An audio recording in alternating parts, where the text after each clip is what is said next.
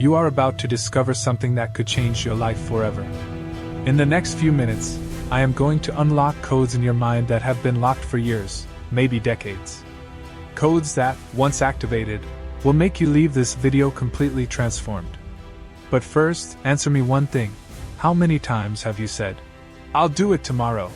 How many times have you promised yourself that Monday would be different, that this time you would actually start that project, have that difficult conversation, or finally take care of your health?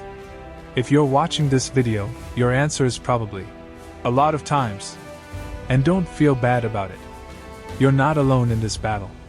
According to recent research, 95% of Brazilians admit to procrastinating regularly, and 25% consider themselves chronic procrastinators. But here's what no one tells you: procrastination is not laziness. It's not a lack of willpower. It's not a character flaw. Procrastination is actually your mind's protective mechanism against something it perceives as threatening. It could be fear of failure, fear of success, fear of judgment, or simply the discomfort of stepping out of your comfort zone.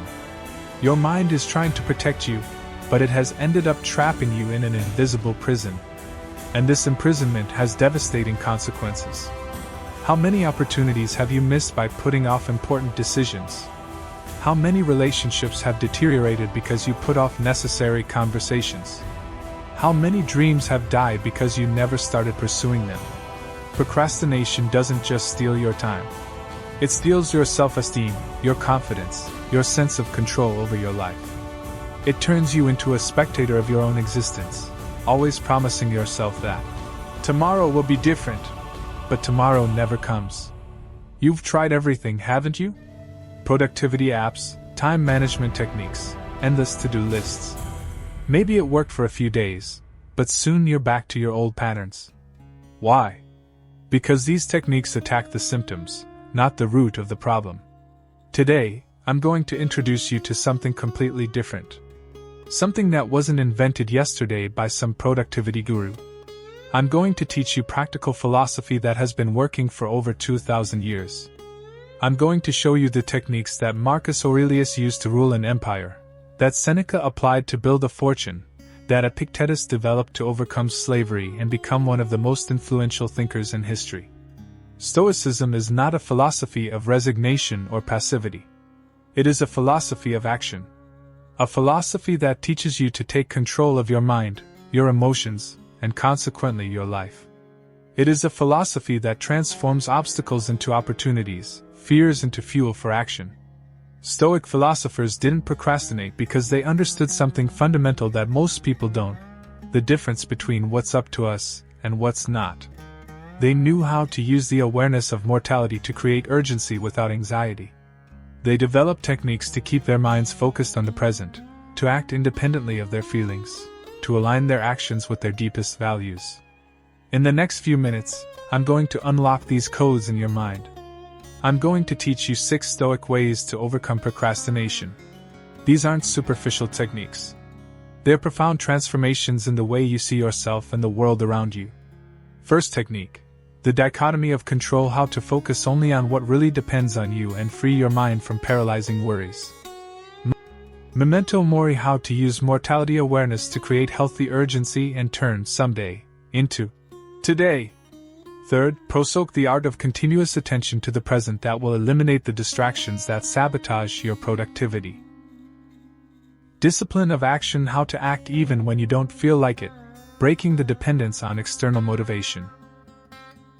Virtue as a priority, how to align your actions with your deepest values and transform obligations into opportunities for growth. Premeditatio malorum, how to visualize consequences constructively to create lasting motivation. By the end of this video, you will no longer be the same person. You will have in your hands tools tested for millennia, validated by emperors, philosophers, and ordinary people who transformed their lives through Stoic wisdom. But this will only work if you commit to applying what you learn. Don't just be a spectator. Be an active participant in your own transformation. Let's start unlocking the first code in your mind. And this code will forever change the way you view control and responsibility. First way: the dichotomy of control, focus only on what depends on you. Imagine that you are standing in front of a magic mirror, This mirror has the power to divide everything in your life into two categories: things that depend on you and things that do not depend on you. On the left side, you will see all the things that you have complete control over. On the right side, you will see all the things that are beyond your control. This is not an exercise in imagination. This is the first code I'm going to unlock in your mind today. The dichotomy of control, the fundamental principle that Epictetus taught over 1900 years ago, that can end 90% of your procrastination in a matter of weeks. Here's the devastating truth. Most of your procrastination doesn't come from laziness. It comes from anxiety. And most of your anxiety comes from trying to control things that aren't in your control. Think about the last time you procrastinated on something important. Maybe it was a presentation at work, a difficult conversation with a loved one, or even starting a diet. Now, be brutally honest, what really stopped you? Was it fear of being judged by others? Was it worry that it wouldn't work out? Was it anxiety about results you couldn't guarantee? All of these concerns have one thing in common: they focus on things that don't depend on you. What other people think doesn't depend on you. The end result doesn't depend entirely on you. What other people think doesn't depend on you. And here's the insight that will change your life. When you focus on things that don't depend on you, your mind goes into a state of paralysis. It doesn't know how to act because it's trying to control the uncontrollable. It's like trying to drive a car while only looking at the rearview mirror. But when you focus on what really depends on you, something magical happens. Your mind becomes clear. Your energy becomes focused. Your actions become natural and fluid. So what really depends on you? Your actions. Your thoughts. Your choices. Your effort. Your preparation. Your attitude. Your response to events. What doesn't depend on you? The end results. The opinions of others. The behavior of other people. External factors such as the economy, the weather, luck. Circumstances that you cannot control. Let me give you a practical example. Imagine that you need to give an important presentation at work, but you've been procrastinating for weeks.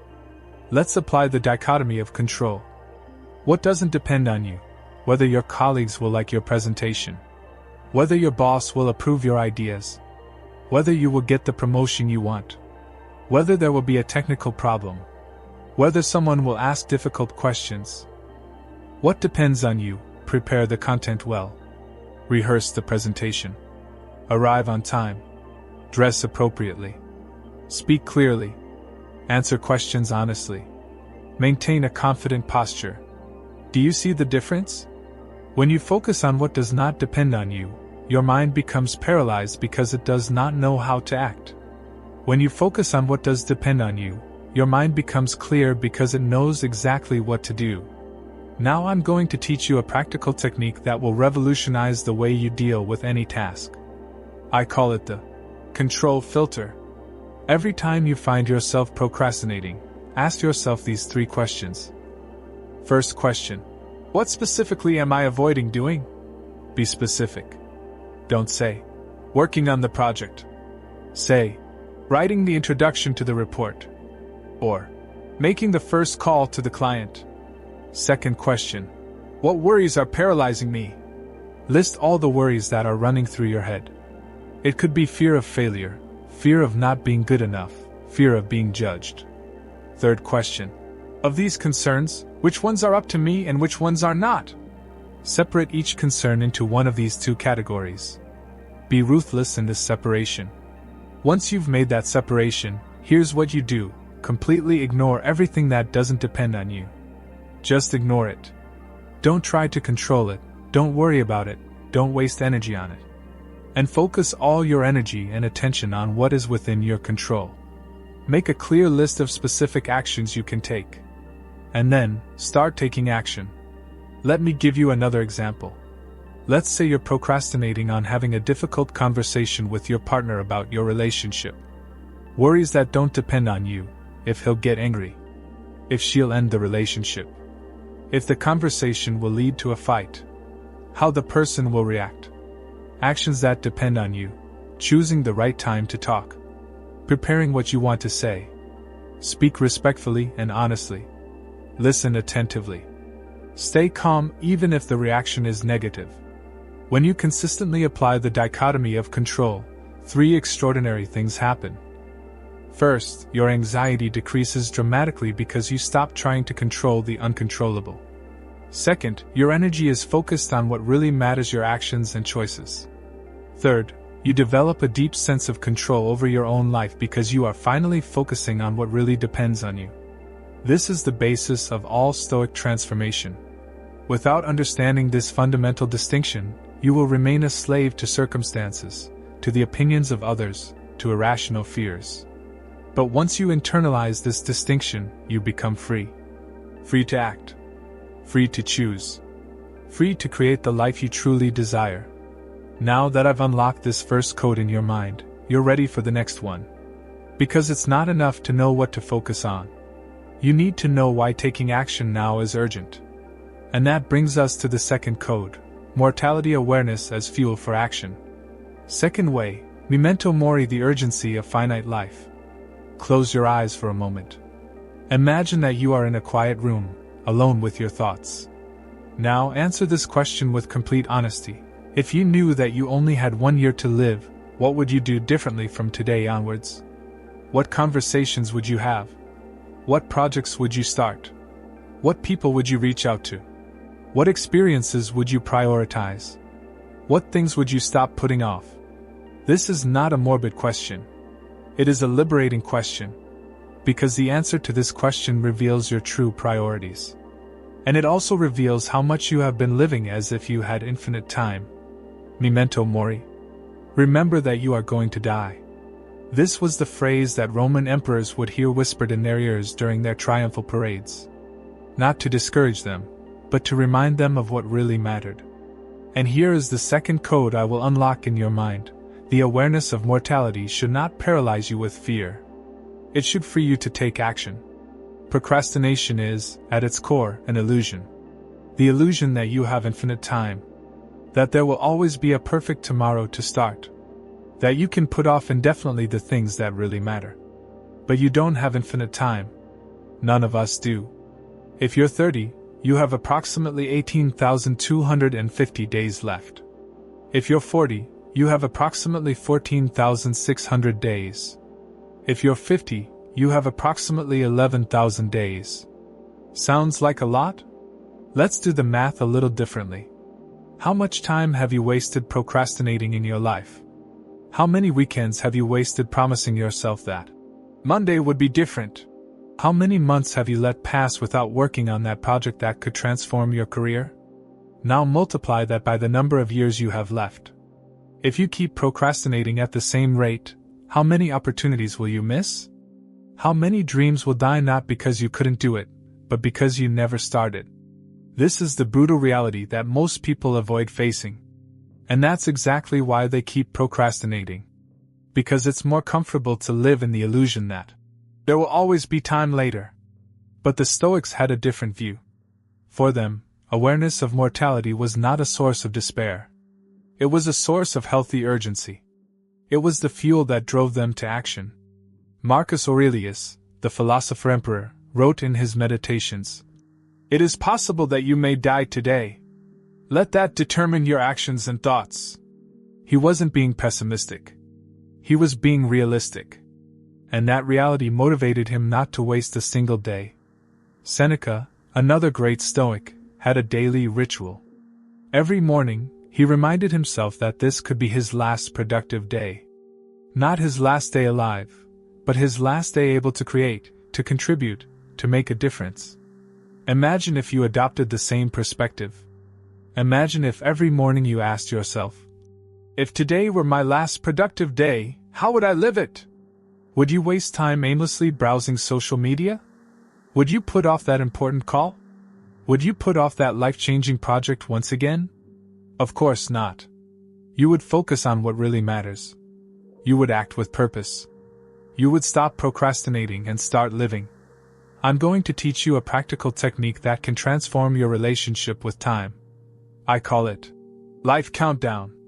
First, calculate how many days you have left, assuming a life expectancy of 80 years. Subtract your current age from 80, Multiply by 365. Write this number down. Second, every morning, subtract 1 day from this number. Put it somewhere visible.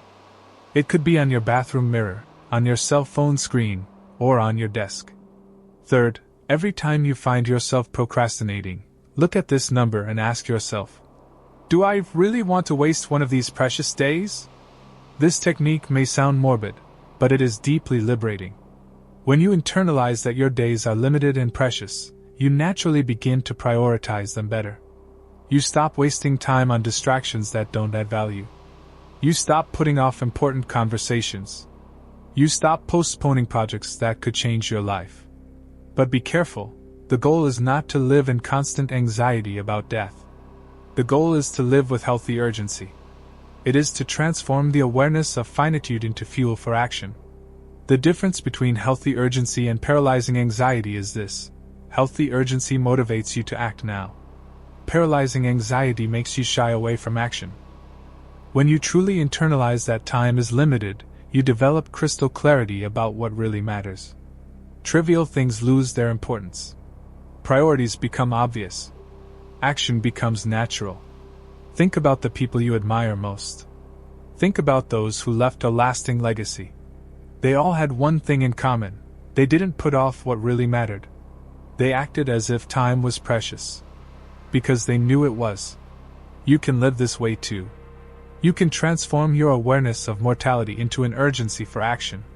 You can stop living as if you have infinite time and start living as if each day is a precious opportunity. But for that, you need the next code, the ability to keep your mind focused on the present, resisting the endless distractions that sabotage your productivity. And that brings us to the third code, ProSoak. Third way, ProSoak: continuous attention to the present. Your mind is wandering right now. Even as you read these words, some of your attention is elsewhere. Maybe you're thinking about what you need to do next. Maybe you're remembering something that happened today. Maybe you're planning what you're going to have for dinner. This is the nature of the human mind. It is rarely fully present. And this is exactly what fuels procrastination.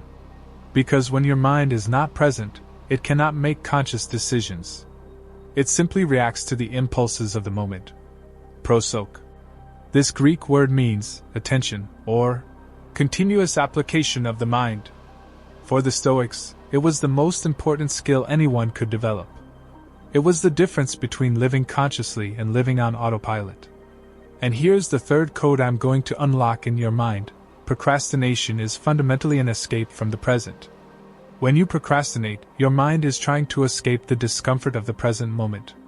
And the only way to overcome that is to develop the ability to stay present, even when it's uncomfortable. Think about the last time you procrastinated. What was your mind doing? It was probably running away. Running away from the discomfort of the difficult task. Running away from the anxiety of starting something new. Running away from the possibility of failure.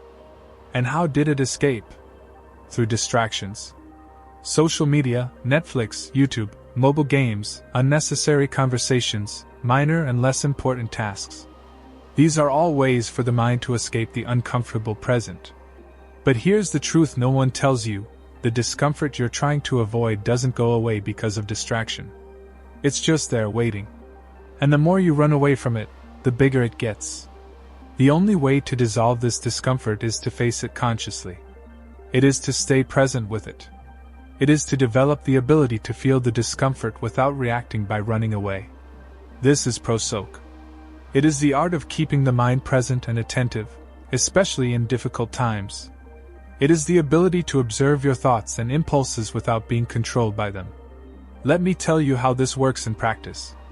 Imagine that you need to work on an important project, but you're feeling resistance. Your mind is suggesting 1,000 other, more important, things to do first. Check emails, organize your desk, make a snack, take a quick look at Instagram. The average person follows these impulses. They check off one distraction after another, always promising themselves that, after this one little thing, they'll focus on what really matters. But later never comes. The person who practices ProSoak does it differently. She observes these impulses without judgment. she recognizes. Oh, my mind is trying to escape again. How interesting. She feels the discomfort of resistance, but she doesn't react by running away. She stays present with the sensation until it naturally dissolves. This is one of the most powerful insights of Stoicism. You don't have to obey your every impulse. You can observe them, acknowledge them, and then consciously choose how to respond. I'm going to teach you a practical technique that will transform your ability to stay present. I call it the 5-minute check-in. Whenever you find yourself procrastinating or getting distracted, stop what you're doing. Set a timer for 5 minutes. Sit comfortably and ask yourself these questions. What am I feeling right now? Don't try to change it or judge it. Just notice it. It could be anxiety, boredom, frustration, fear. Whatever it is, just acknowledge it. What is my mind doing? Notice the thoughts that are going through it. Maybe it's self-criticism. I can never do anything right. Maybe it's catastrophizing. This is going to go wrong. Just notice without identifying with the thoughts. What impulses am I feeling? Maybe it's the urge to pick up my phone, to get up and do something else, to run away from the difficult task. Notice these impulses as if they were clouds passing through the sky. What really needs my attention right now? After observing your feelings, thoughts, and impulses, ask yourself what really deserves your attention right now. During these 5 minutes, don't try to solve anything. Don't try to change anything. Just observe. This simple practice will develop your ability to pro-soak, to stay present even when it's uncomfortable. After the 5 minutes, you have two options. Either you will naturally return to the important task, or you will at least have consciously chosen to distract yourself. Both are better than unconscious distraction. Over time, you'll notice something extraordinary happening. You'll begin to catch your mind in the act of running away, even before it gets distracted. You'll develop what the Stoics called an inner observer, a part of you that is always aware of the movements of the mind. This inner observer is your superpower against procrastination. Because procrastination only works when it is unconscious. When you make the process of avoiding it conscious, it loses its power. Imagine if you could recognize the exact moment your mind starts to wander from an important task. Imagine if you could observe the discomfort, the resistance, the urge to distract, but not be controlled by them. Imagine if you could consciously choose to stay present and focused. This is the promise of pro-soak. It is not to eliminate discomfort. That is impossible and unnecessary. It is to develop the ability to remain present with discomfort, to observe it without reacting by running away.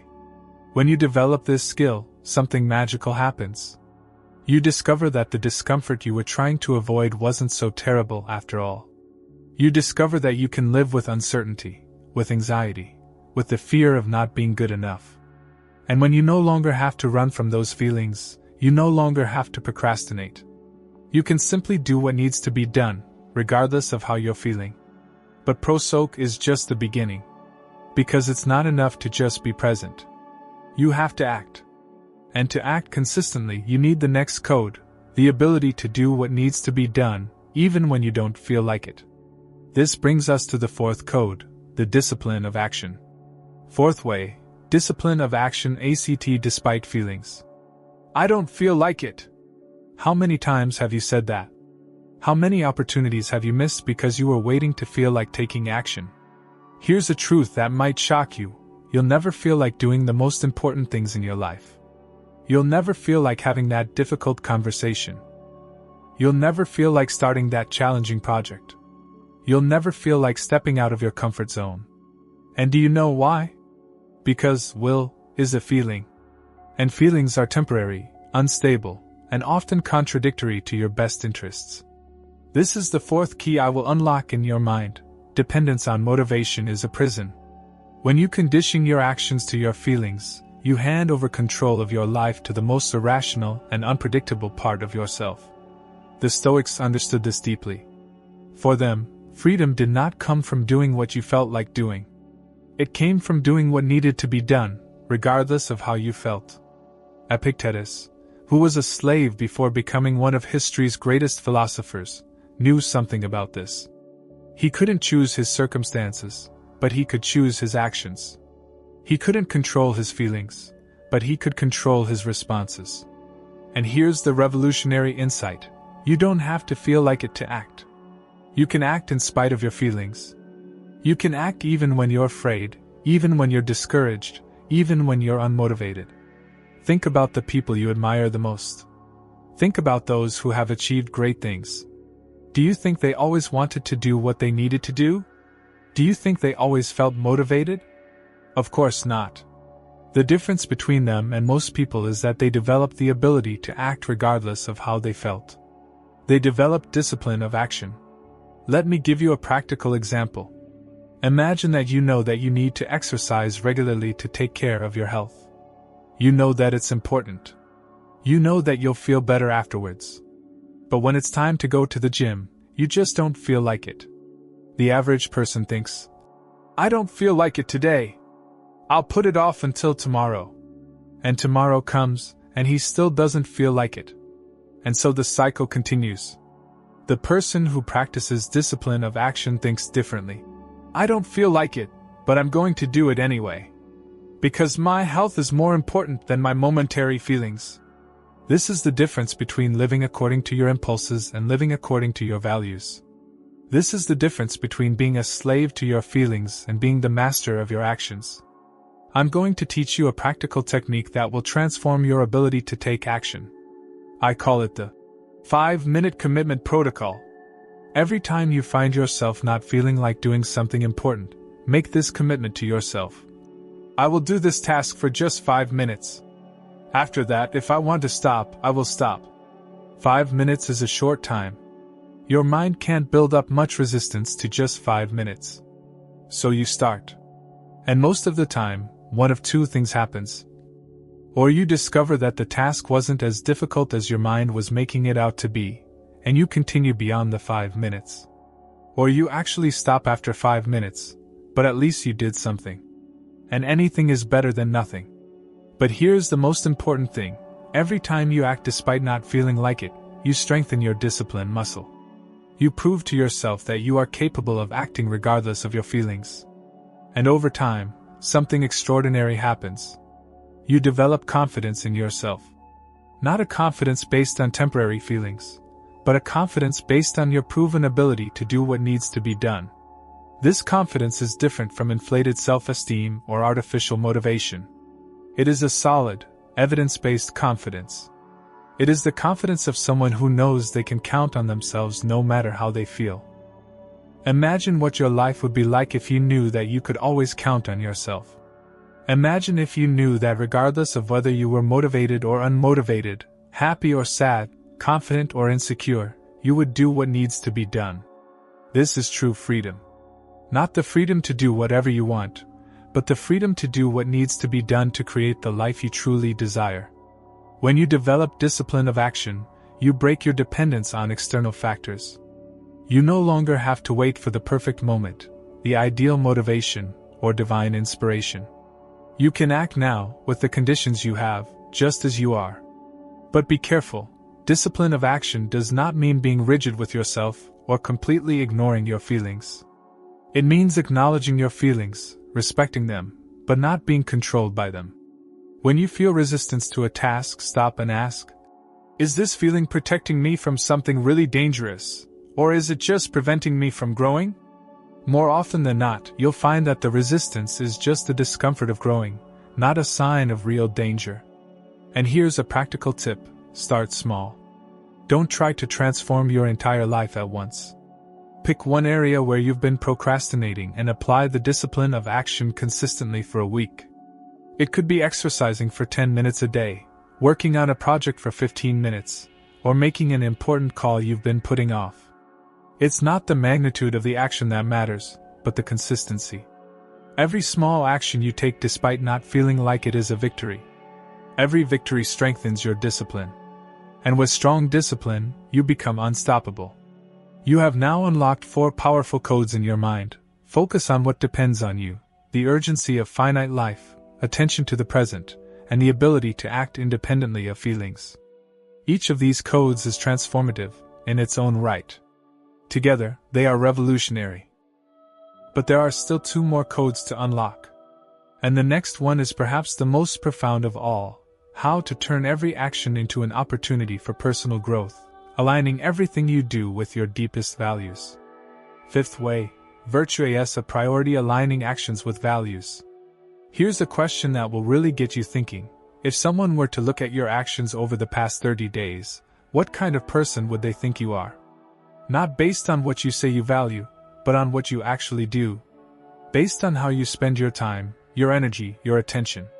This question is uncomfortable because it exposes one of the biggest causes of procrastination: the disconnect between our stated values and our actual actions.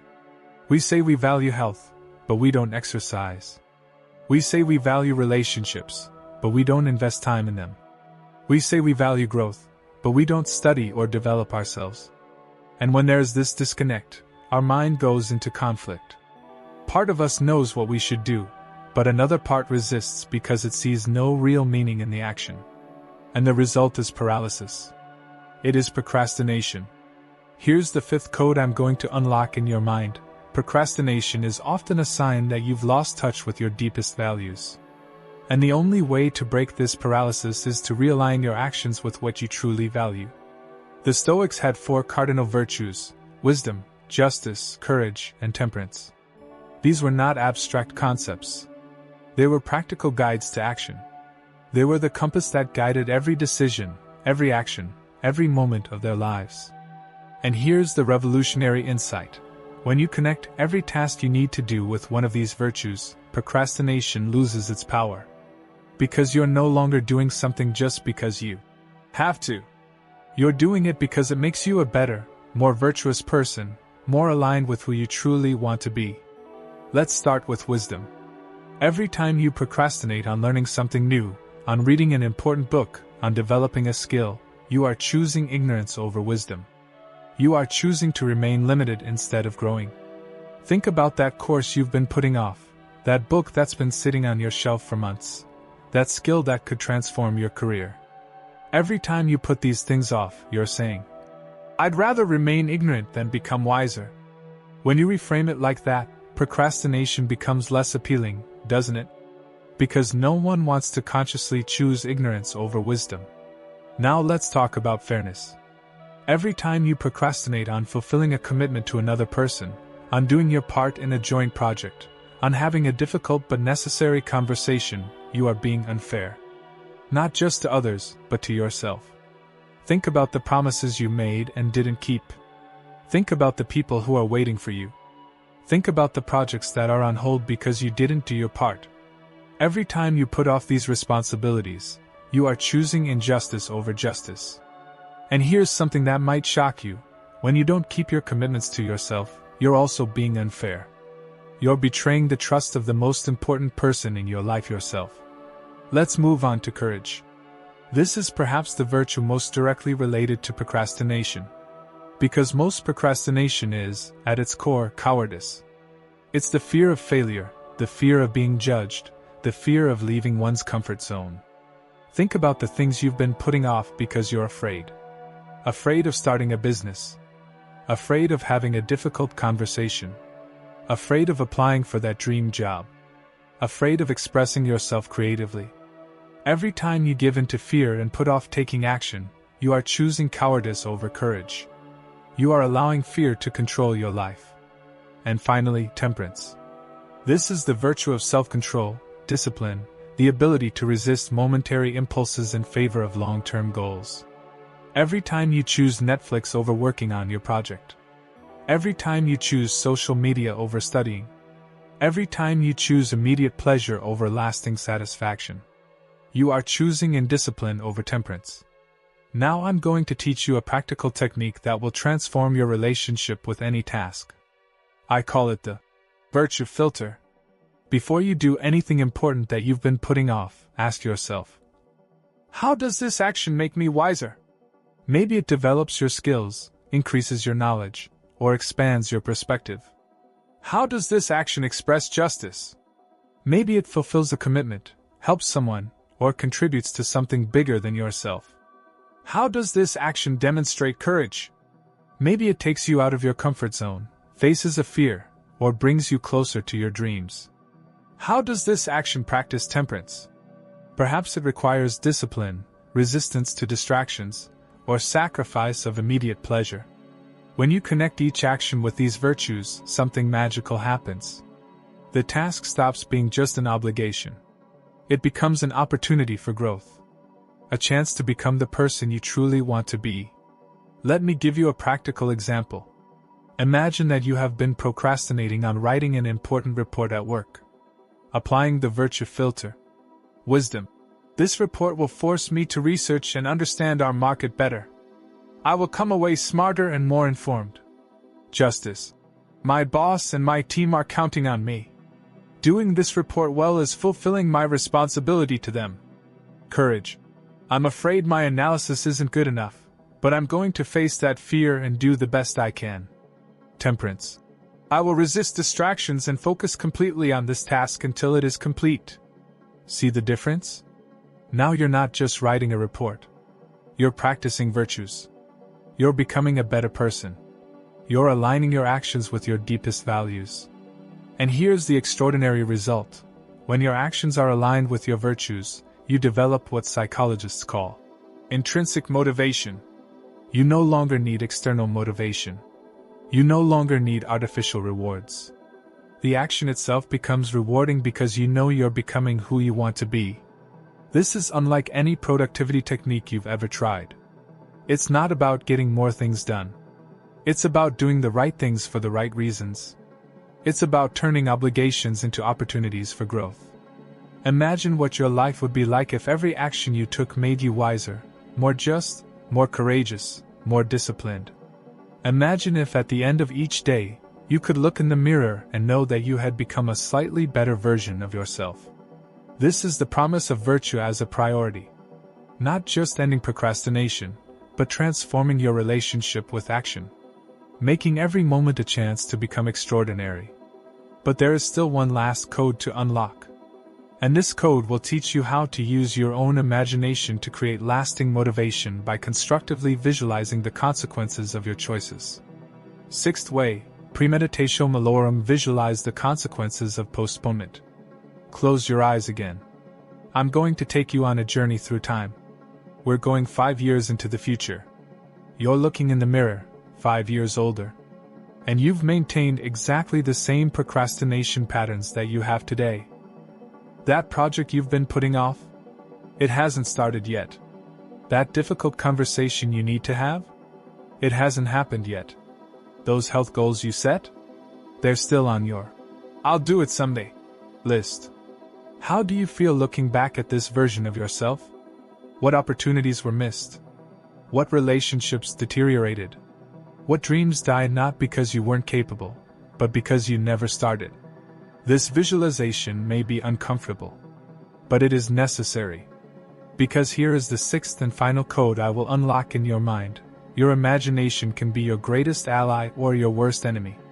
When you use your imagination to escape reality, it fuels procrastination. When you use it to clearly visualize the consequences of your choices, it becomes a powerful fuel for action. Premeditatio malorum. The premeditation of evils. This was a technique that the Stoics used regularly. Not because they were pessimists, but because they were realists.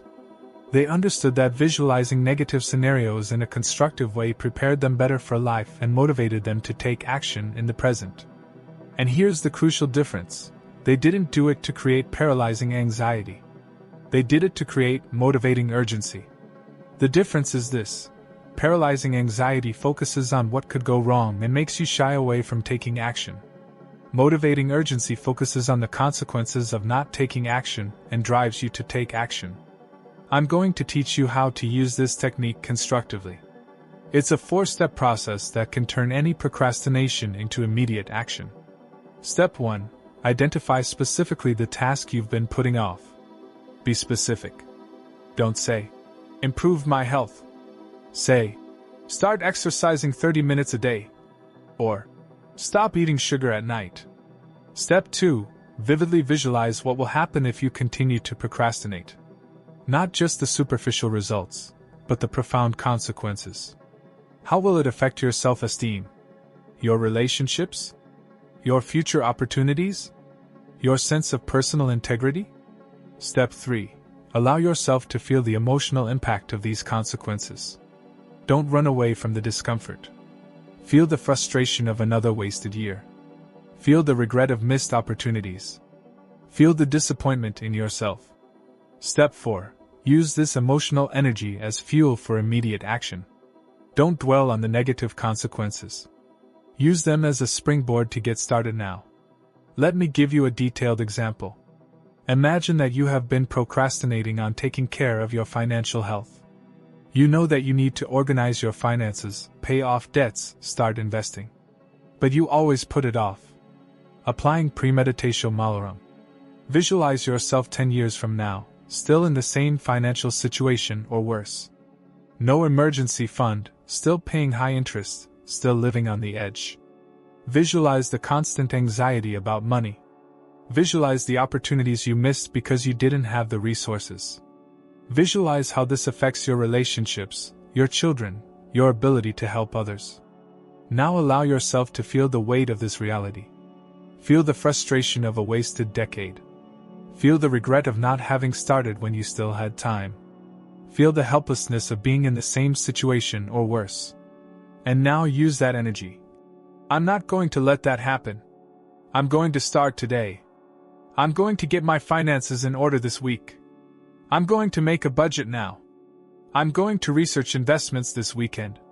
This technique works because it connects your present choices with their future consequences in a visceral way. It's not an intellectual exercise. It's an emotional experience that creates real urgency. But be careful, there are important limits to this practice.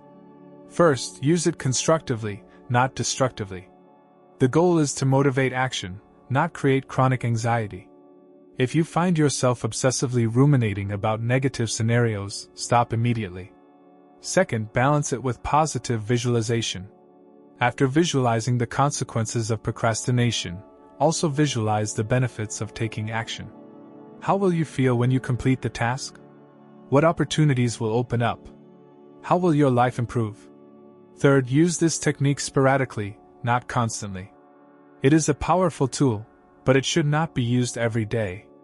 Once or twice a week is sufficient. When you master premeditatio malorum, you develop something extraordinary, the ability to clearly see the connection between your present choices and your future. You stop living as if your actions have no consequences. You begin to understand that every moment of procrastination is a choice about what kind of future you want to create. And that clarity is liberating. Because when you see clearly where procrastination is leading you, the choice becomes obvious. You don't want that future. So you take action to create a different one. Now you have the 6 codes. 6 keys to completely transform your relationship with action and procrastination. But having the keys isn't enough. You need to know how to use them together to create lasting transformation in your life. You've unlocked 6 powerful codes in your mind. 6 techniques that, on their own, would be transformative. Together, they're revolutionary. But here's an important truth. You don't have to use them all at once.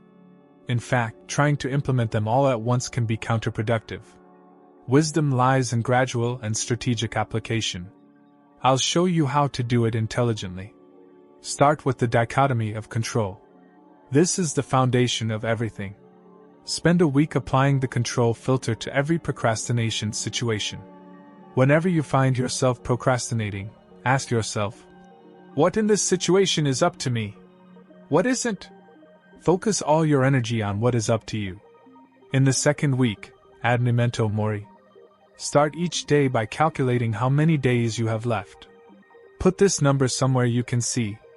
Every time you find yourself procrastinating, look at this number and ask yourself, do I really want to waste one of these precious days? In the third week, incorporate pro-soak. Start using the 5-minute check-in whenever your mind starts to wander to distractions. Develop the inner observer who recognizes when you're avoiding something important. In the fourth week, add discipline of action. Use the 5-minute commitment protocol. Commit to doing any difficult task for just 5 minutes. Prove to yourself that you can take action regardless of how you feel. In week 5, implement the virtue filter. Before each important task, ask yourself how it makes you wiser, more just, more courageous, or more disciplined. Turn obligations into opportunities for growth. In the 6th week, add premeditatio malorum as needed. Use it sporadically, only when you need extra motivation for important actions that you have been putting off. After 6 weeks, you will have all the techniques integrated naturally. But remember, each situation may require a different approach. If your procrastination comes from anxiety about results, use Dichotomy of Control. If it comes from a lack of urgency, use Memento Mori. If it comes from constant distractions, use Stoic. If it comes from motivation dependence, use Discipline of Action. If it comes from lack of meaning, use Virtue Filter. If it comes from not seeing the consequences, use Premeditatio Malorum. The art is in correctly diagnosing the cause of your procrastination in each specific situation and applying the most appropriate technique. And here's the crucial thing: you will fail sometimes.